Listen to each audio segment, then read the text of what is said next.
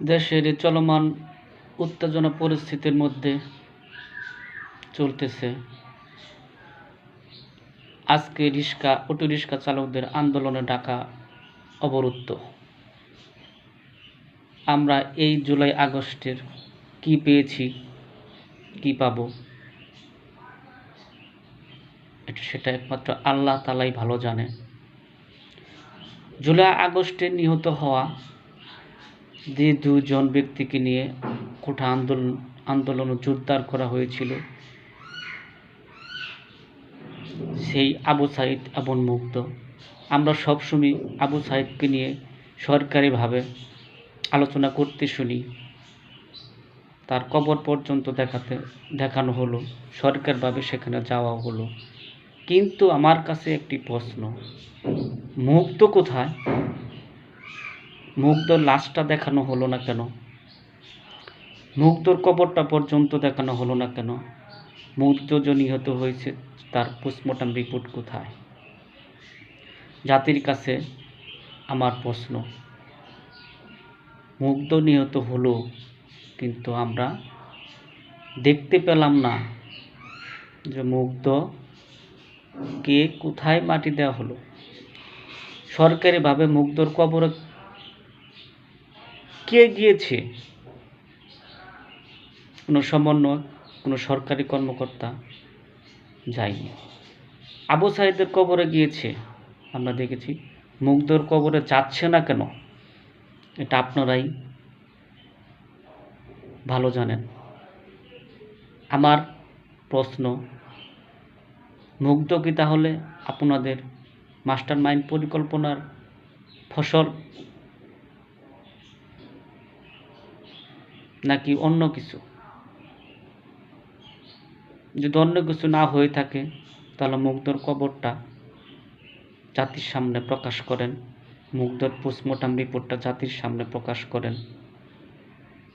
যদি না পারেন তাহলে আমরা ধরে নেব আপনাদের এটা মেটিকুলাসের একটা অংশ।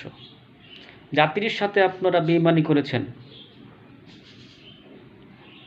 আমরা এটা কখনো মেনে নিব না। দেশের এই পরিস্থিতির জন্য আপনারাই দায়ী।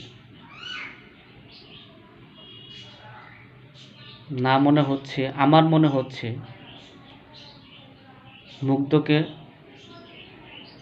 সাজিয়ে আপনারা এই কোঠা আন্দোলন জোরদার করেছেন। তা না হলে মুগ্ধ কোথায়? মুগ্ধর কবরটা আমরা দেখতে চাই। এটা আমার না, এটা শুধু আমার কথা না, বাঙালি জাতির, বাঙালি লক্ষ জনতার কথা। এটাই এখন আলোচনার বিষয়। আমরা মুগ্ধকে দেখতে চাই। এখন পর্যন্ত 13 জন শহীদ ফিরে এসেছে। তারা বিভিন্ন কর্মস্থলে তারা জড়িত। তাহলে মুগ্ধ কোথায়? মুগ্ধকে ফিরে আসবে না? মুগ্ধ স্নিগ্ধকে মুগ্ধ বানিয়ে আপনারা চালিয়ে দিয়েছেন। সেটা আপনারা জাতির কাছে খুলাসা করেন। জাতিকে নিয়ে তামাশা করবেন না।